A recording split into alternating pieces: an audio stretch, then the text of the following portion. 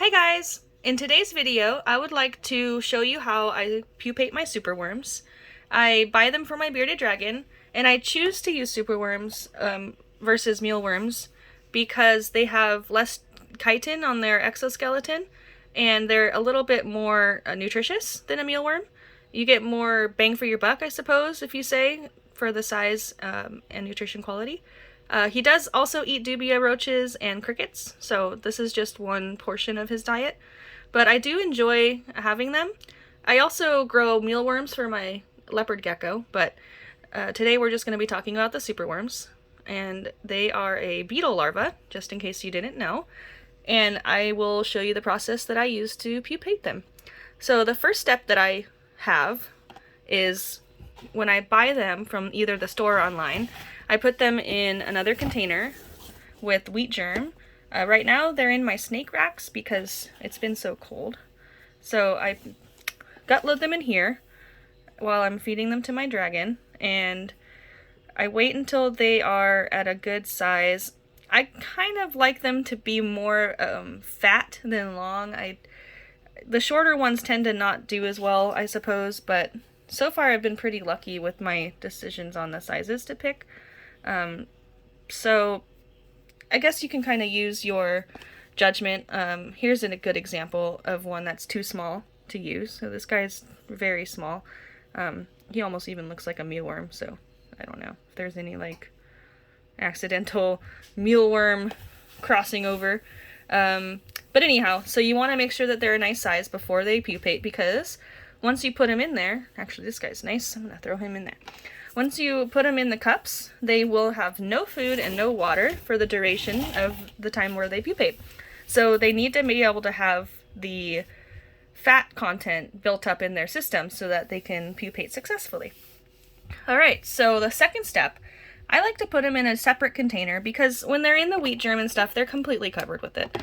And since they can't have any food or water, I like to put them in here so that I'm not just reaching in and putting a bunch of wheat germ in the cups. It's a pain in the butt, and this is just the easier way I've found to do it. So I put them in here, and while I set up my cups, they walk around.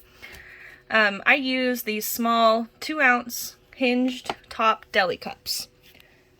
They've worked really well for me, and it's very simple. You know, it's just open up the cup with, this has just old frass from another worm. Okay. So you open up the cup, grab your superworm, put superworm in the cup, close the cup, and you're good to go. I put little air holes in each of the cups. You can see it there. That way they can breathe. Even when they're pupating, they still, respire through their skin, even though they don't technically breathe. So it's important that they have a breathing hole. Okay, so once that's all done, the next step, which is interesting for superworms, is they have to go in a completely dark environment. I have a couple new ones in here right now. I have a few from the beginning of the year, and weirdly enough, and I don't really know why, but I still have these two guys from November. Now, I did have this whole thing full of superworms, and all the other ones have turned into beetles, but for some reason, I have these two, and they're either, just stubborn, or they're superworms, and they're gonna be some kind of mutant creature. I'm not exactly sure, but anyway, what you want to look for is when they start to make these tight circles, right here, like these guys, that means they're within the same week of pupating. And there's no rush. If they pupate in these, they can stay in here. Anyway, so you pop in those guys, you throw your lid on. I have another vent hole just in case, and then because I had just for space, I put this whole thing in here and then put the top, but that's not necessary. I like to just cover the top with like some egg crate, kind of keep all the light out that I can, and basically you just wait, and they will pupate in these little cups. And then what I like to do is take out the pupas and put them in another space so they're not in the dark. I don't really think it matters. And then once they're good to go, they'll just pop out and turn right into beetles. Let me show you some adult beetles. I have here. So here's my adults. They're very healthy. I just put some fresh carrots in there about a little bit ago, and they really love those, as you can see. And yeah, this is a pretty decent colony size, I'd say.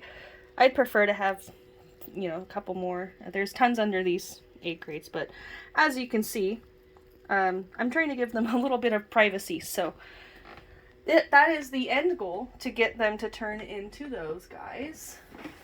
And it's a pretty, like I said, straightforward process. And my bearded dragon is giving me the stink eye because I'm messing around with his food and not giving him any. Huh. What do you think of that? So he's definitely grumpy. He's splashing his water everywhere, so now it's just messy. Huh. I know you're shedding and you're grumpy, but these are not for you. Now I kind of feel bad, so give him one. You want one, buddy? There you go. Yum yum. Alright guys, well, I hope you enjoyed my video, and I hope that you learned something new today. And so if you try this, let me know if my advice helped, or if you are successful. And yeah, good luck, and I really hope that you can do this. And I'll keep posting updates about our adventures. Alright, say bye, Ollie. Say bye for now.